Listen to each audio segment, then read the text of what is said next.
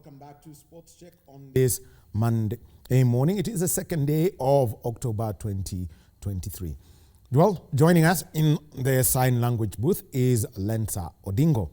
Well, on this Monday morning, remember that for our business desk, it is one busy week for them because most of corporate Kenya is going to be focusing on the customer service week. That happens in the first week of October throughout. And today, it is also the day when we shall be talking about the Non-Violence Day, celebrated on the birthday of Mahatma Gandhi. And also happening also today, we've had the launch of the cashless revenue collection policy, and that is by the State Department for Fiscal Planning. So we have got that story. It's going to be covered by Zainab Saib. And also we had the Cabinet Secretary for Climate Change, Environment and Tourism, Soipa Antuya, who was opening at the Africa Regional Meeting on e-waste management and persistent organic pollutants. From the political side, bipartisan talks at Bomas. We've got Tilio Marco, who is going to be at that event. With the Kenya Kwanza and Azimio teams are expected to be present. And also, later today, just at around 1 o'clock, the Council of Governors Leadership is going to be unveiling their new leadership. So that is going to be announced later. And just to give you a brief, is that meeting is going on at the COG offices in Westlands, Nairobi County. We continue with our conversation, and it is about sports. And, you know, when you talk about sports and how you bring together different organizations, we've seen the Youth County Games take place. We've seen KOTOSO Games take place, where KBC has got participation. We also have seen the Inter-County Games. But what about the Hospitality and Tourism Sports Organization, HOTOSO?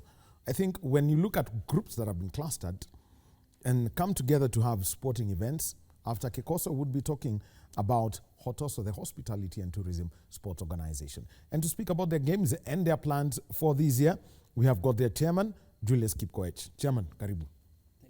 Thank you very much. Yes. And this is an important year for HOTOSO. Let's start with that. 25 years. What's been the story of that? It has been up and downs of the sports industry since it was incepted in 1998. It previously started as hotels, whereby it encapsulated the major hotels for that time, inclusive of the Carnival and the bigger hotels of those periods. After some time, we found that we have a cradle of hospitality, which is Kenya Utalii College, which most of these trained personnel in the hospitality, in the hotel industries are trained. And during their training, we find that most of these are shared among the hotels, and they keep on moving from one hotel to another hotel, which means they have got a common work environment. Actually, they've got, what did you say, a common culture? Because I think Utalii at that point was the only one that did this. Yes. But currently now we have got more which have group come up. But now currently, as a government entity from the ministry, most of the trained personnel have now gone through the other big hotels, in Kenya. The major hotels, the 6-star hotels, the 5-star hotels, and the 3-star hotels, which we have realized that as much as we have been selling and we are targeting as hotels, we moved a notch higher by making it hospitalization, whereby there is hospitality, whereby we capture now major entities, the major players on the hospitality industry. One is after the hotels, we have those who come to the hotels, the tourists. So we'd like to see the tourism and the hotels coming together. Kenya is a sporting nation. That one is well known. And we have realized that through these sports, it now captures back to the staff who are working in these hotels, and we see their talents being like they are known. Some of them have been employed through talents. And we have realized that through this talent, hospitality, which captures the tourist or the traveling passenger, the traveling population, it captures the whole team that now, since we have sports in this country, they travel to come and sport here. How are we going to have the bigger population as a country to tap their talents in the industry? And we have realized that those in the hotel industry, we have a bigger stake. As an introductory to this country, we have realized that currently we have a challenge with employment. And in the hotel industry, we employ so many people, and we give a huge percentage to the country, GDP. We contribute to the country's GDP. Equally, again, to say is in the hospitality industry, we have realized that most of these people have suppliers who also contribute to the population. That we have the Mama Mboga who contributes to the hotel through supplies. And on these supplies, we have other companies which come back again supplying to the hotels. And the industry of transport, like HOTOSO, like the Kenya KQ, we celebrate KQ being a part of us as HOTOSO, and equally in the KBC. In KBC. Why? They facilitate the tourists from that destination to this destination. And we are talking about the tourists and the hotels, which means we are dealing with one person. Now, I'll be coming to how you engage tourists, because if you go to most of these well-established hotels, yes, you'll always find there is the recreational swimming pool, but something that I always find interesting is beach volleyball. Yes. So now, once you get your staff together, how do you then engage to have a competitive league that involves the staff from the hospitality industry, be it in travel, be it hotels? Let me unpack it a bit. One, these sports are in two categories. We need to capture the two cadres of staff. We have the executive level and we have the regular staff. So the current setup of HOTOSO is we have a tour.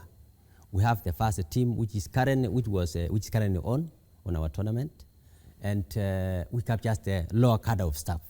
Then in the mid of as planned for next year, we will have the executives who are going to discuss major issues of this the hotel industries in a tournament like a golf tournament to capture those people. That was coming out straight. Then, golf and polo.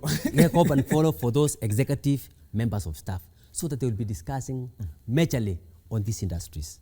Then as we end up the year, we would like to have a beach activity, which captures most of the population of this country, most of us towards to the December. We normally go back to the coast. And this is the moment whereby in 2016, we had a festival at the coast, which our former president, also was a case there, to see to that even the World Tourism Organization Secretary General attended. It was about serving as a festival. We took also part as sports people to participate along the coast. All right. So let's just take a look at this with some, it starts all small when you start with 5 institutions. Yes. All based in Nairobi. Yeah. So that means you probably would use Utalii, which has sporting facilities, naturally as a college. What have you seen, for example, staff for the hotels doing to pick up sports, and knowing that they can compete very well, besides what you would say at times long working hours? Well, it is for our hotel industry thinking fast, setup of the hotel industry is that they would like a place to maybe diffuse the energy of the staff who have been overworked. So when sports is brought up, it brings the staff together and the network. We brand them and celebrate these people. One is that in Nairobi there are so many hotels, so big hotels. And we have identified Kenya Utalii College, we have got Backland Sports Club, which we use to hold our sports. Being a sports organization, club, it also gives us a way that they have got good internal indoor games facilities. While the outdoor facilities at Kenya Utalii College is also very nice. Again, to Kenya Utalii College, by virtue of being HOTOSO member, the principal Utalii College, by virtue of being the principal, is automatic patron for HOTOSO. Automatic patron for HOTOSO.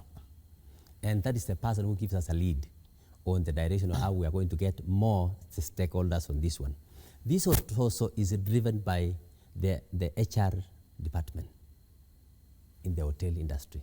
It is not just pulled from any other point, it is being pulled from the HR department. So from the HR department now, they will give us the teams from the hotels. Yeah. Now, how do you compete, bringing in? Because just taking a look at this country, we can tell where the tourist circuits are. There is Nairobi, Yes, there is Amara, there is the coastal strip. Yes. or Greater Nairobi, so that we include Yes, Machakos. Greater, yes. How then do you get these competing teams such that you don't end up, at times what we would call a heavy crowd of people coming together to compete in, say, 5, sports in that a sport place around this place, and such that the competition is good. So if you've got those coming in from the western side of the country, they know this is their pathway. Yes. Those from the central region, this is their pathway. Those from the east, this is their pathway. Good. That's a good plan. We have a plan as HOTOSO. One, as we always borrow a leaf from those who have been there for some time on our planning, and we found that most of the big hotels have not captured most of the counties. And as by law, it tells us that until we capture the 23 counties and above, so that it can be called a national body. So there is so it's a big challenge. It's a big challenge currently because most of the 5-star hotels have not reached the interior counties. So we capture some few only who have been available, like in Nairobi we have got big hotels. And we will also request the ministry to support us on this one, so that we can bring most of the hotels and the fastest, the 1-star and the 2-star hotels, to bring them on board on one platform, that in these sports we'll be able now to have one part as category as sports. Like what came up from the county sports culture, the Kipkoech is moving around the country because we have HOTOSO ministries in those counties. But currently HOTOSO is about the major hotels. So we brought in the tourism so that we may have that circuit of tourism circuit. We can engage the tourists and even engage the tourists from the major hotels. When we go to the coast, the coastal beach is now, they will be available when they will be there. In Nairobi, we are still dealing with the staff. And let me take you a bit back, that before COVID-19, we used to be having a vibrant HOTOSO from the major hotels, and it used to be a branding platform for these hotels. It is wonderful when you find the whole field marked from different sites with different hotels, serving different meals. So equally, as much as you're in the sports, we have food signatures from these hotels. We have got food signatures from these hotels, whereby they are branded with the same date.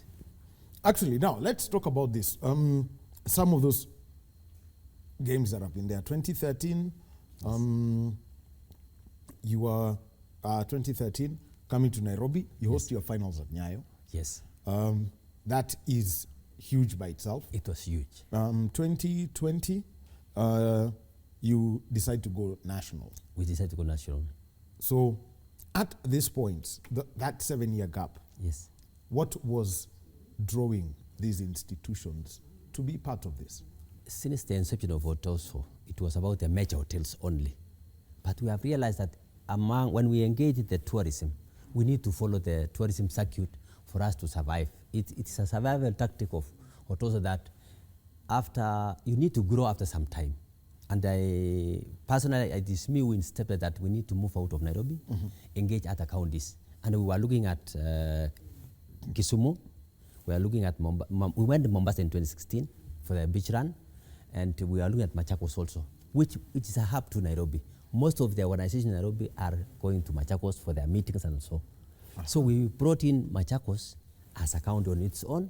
Then we have Nairobi as a county on its own, so that when we have these sports at the same time, we have the inter-county grand finals. From the leaders of, we have got about 5 hotels in Machakos which participate.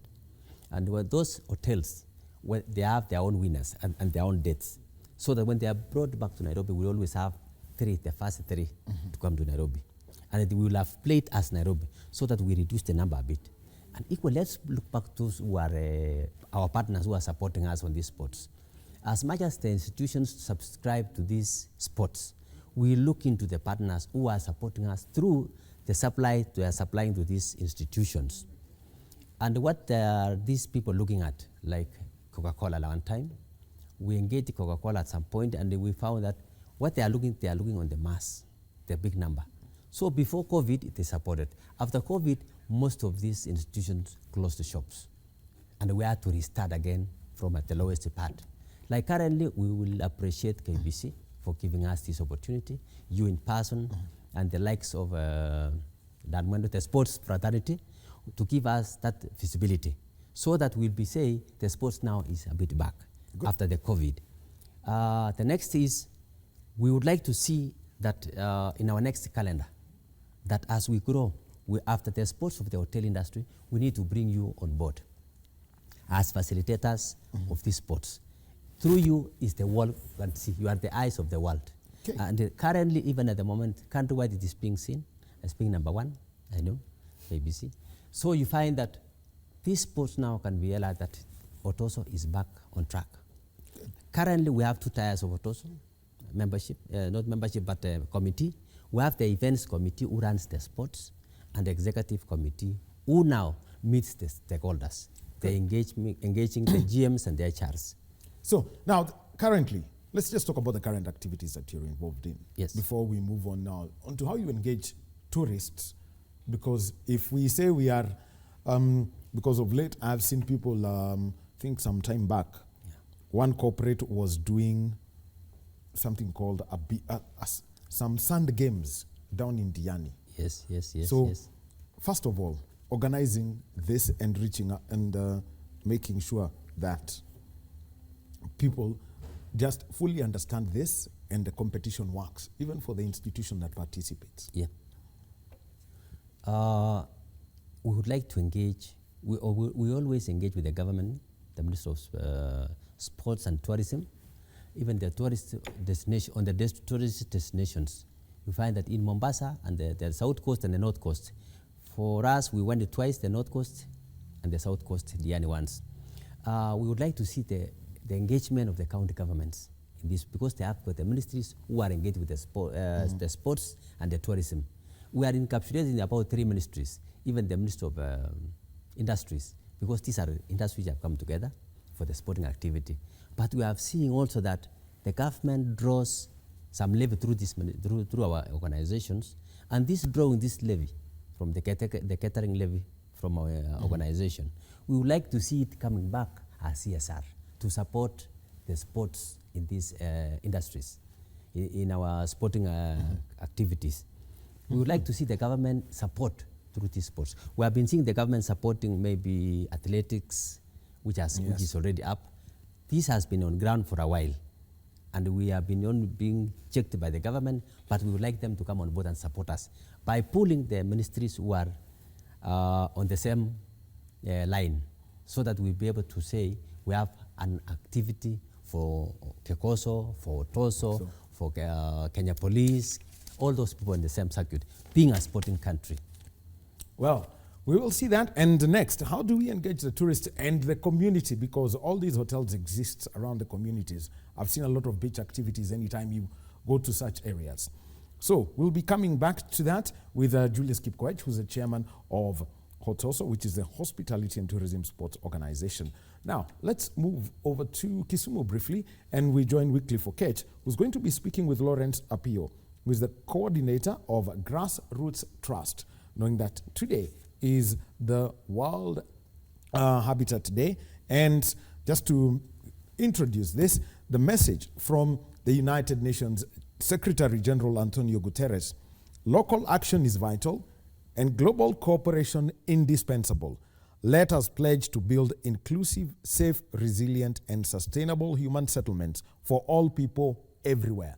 Those were the words of the UN Secretary General Antonio Guterres for World Habitat Day. How is the Grassroots Trust doing this in Kisumu? With Kipkoech and Lawrence Apio next.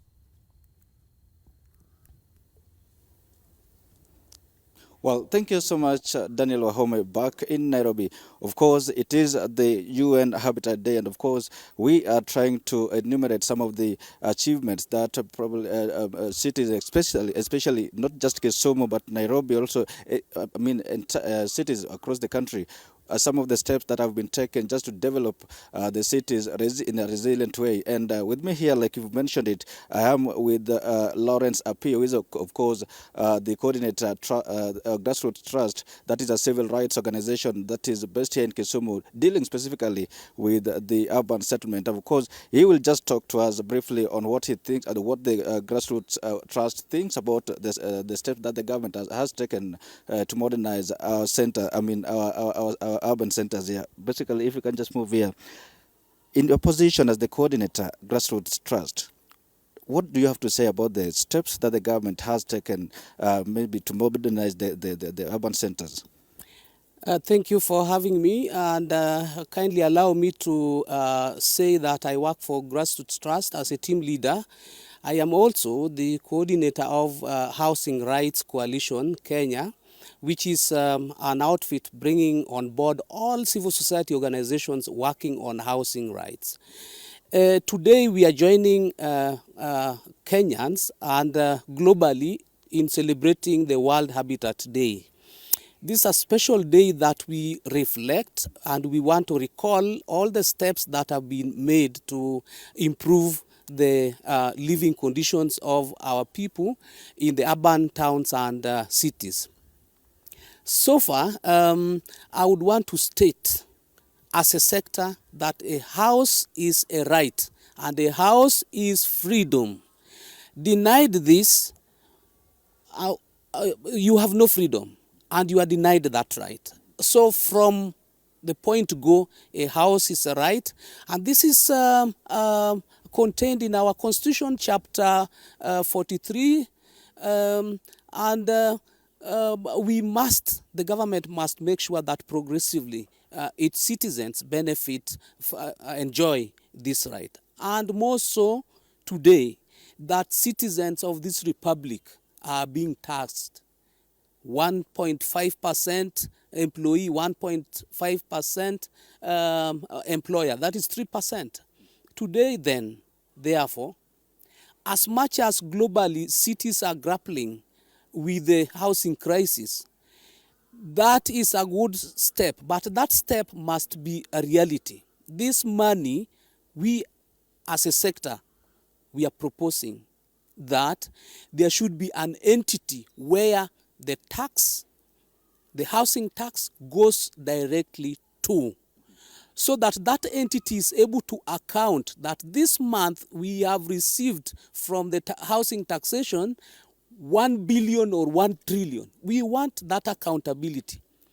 And therefore, we need a mechanism, a framework for setting up such an entity, a framework for monitoring this fund, this tax, how it is collected and used. We want to see a mechanism in place that mobilizes the citizens in participating in this fund. This can only be done if, as a coalition, as a sector, among the many sectors, we are writing to the parliamentary committee. We want to write to the housing corporation. We want to write to the housing ministry that we have a sitting, either together or individually, to talk, to share with them what we think can work. Other Kenyans will share what they think can work.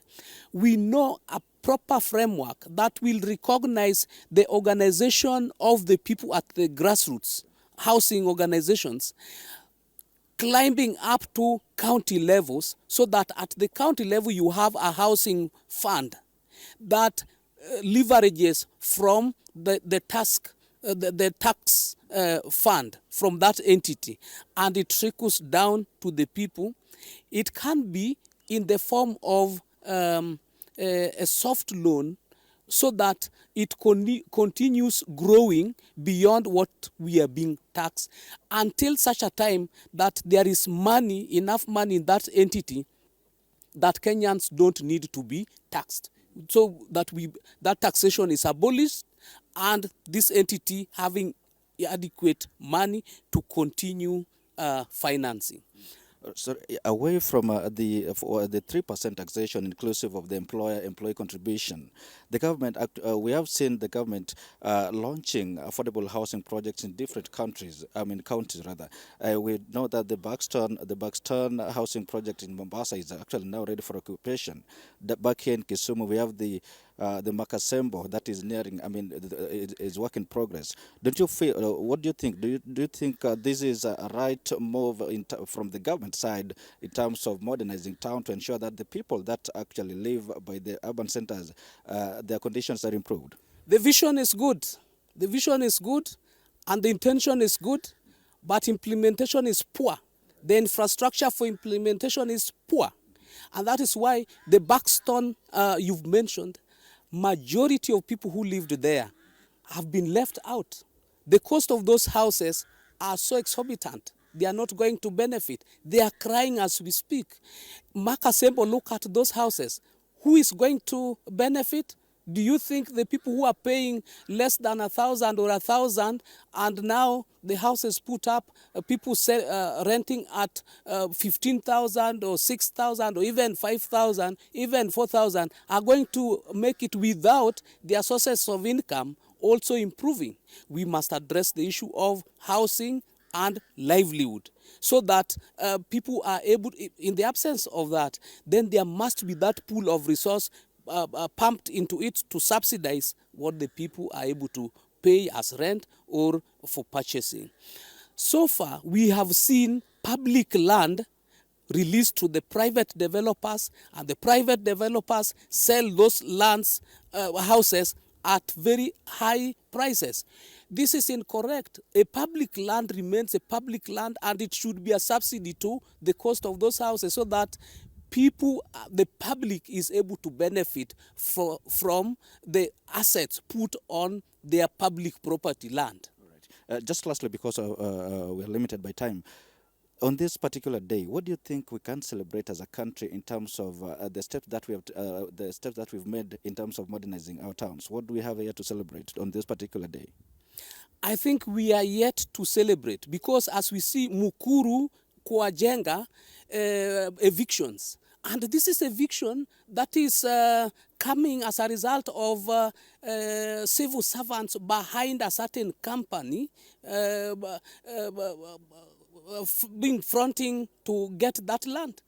We cannot celebrate if in Nyalenda, the violence that we saw and the tear gas thrown on their roofs and the roofs getting burnt and the people becoming homeless, we cannot celebrate if in Nyalenda the prison continues to threaten people, to beat up people for that land. We really can't substantiate if actually those claims of the prison harassing people we are are able true. to substantiate. We are able because they are papers. Yes. Just in the interest of time, we'll be able to continue this offline. But then, Daniel, that is Lawrence Apio, the coordinator of Grassroots Trust in that is a civil rights organization operating here in Kisumu. Actually, that is just looking at the framework within which the urban development is taking place. And of course, you've heard him mention that even as the government rolls out the affordable housing program, is that that program actually should intend to benefit the intended beneficiaries, that is the residents of those informal settlements. In the case that when those affordable housing are now ready for occupation, that the first priority is given to the initial occupants of the informal settlements. While this is a conversation that doesn't end here, we will be able to continue to speak with Lawrence later on, and of course many details will avail them to our viewers. But now, Daniel, let me hand it back to you to continue that wonderful interview in studio. Back to you. Thank you very much, Kipkoech. He is in Kisumu, and he was speaking with Lawrence Apio, who is the coordinator of the Grassroots Trust, and it is all about World Habitat Day, everyone having a real reason to have a place to stay. Food, shelter, and clothing. Those are the three basic needs that a human being must have, and World Habitat Day celebrates the second, which is about shelter, and not just good shelter, but also shelter that is appropriate for everyone and the services that surround it. Kipkoech will be giving us more on that. Now, let's continue the conversation with Julius Kipkoech, who's the chairman of HOTOSO, and he is with us in studio, the Hotels and Tourism Sports Organization. Now, we'll be talking about something. Just give us, a quick look at the 2023 championships. Well, thank you once more. We had some challenges before we begin on this one.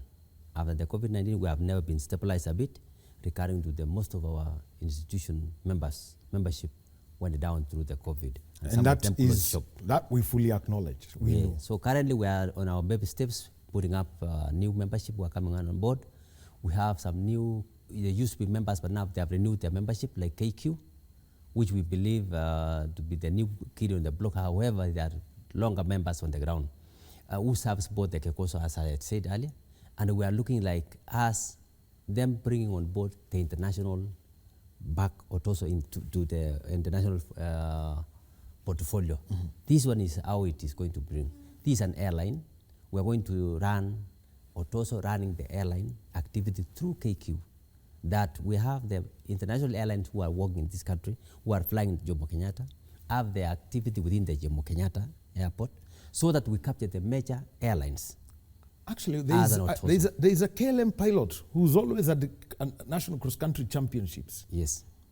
We have realized most of the airlines have engaged, most of the airlines like Uganda Airlines, have engaged Rwanda Airlines, have engaged most of the airlines at the Jomo Kenyatta Airport that would like to have a one sports event. This one will capture the major countries, flags within the airport. Two, we have some few hotels within the airport. We are going to create a sporting event within for the hotel industry. This one is equally for the traveling passengers, the traveling population, that within the hotels, what activity can we bring on board? We can bring on board that let us have a signature food within the airport. Who makes better coffee in the industry? And who makes better tea within the industry? Eating competition? Yes. Not eating competition, but testing. We have international testers. Level, we have international testers for coffee and tea within the airport. So those hotels within the airport who serves as the tourist person or the traveling population, we find that this is the key people who will bring us to the limelight of the world, that HOTOSO is known worldwide by the World Tourism Organization. Okay, so eventually, looking forward, how do you want those who visit your establishments to be part of the games as we wind up? For example, I know if you go to some hotels, that is the public beaches. Let's start with there. Yes. Let's start there. We have Kenya Wildlife, who supports us within the marine, within the coastal region.